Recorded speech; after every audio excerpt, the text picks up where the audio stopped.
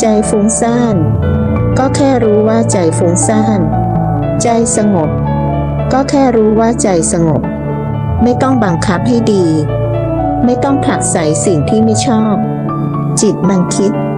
จิตมันไหลแค่รู้ทันแล้วมันจะหยุดเอง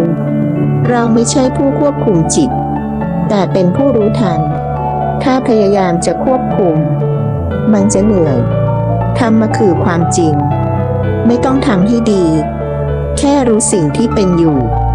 ยิ่งแทรกแซงยิ่งกลายเป็นการปรุงแต่ง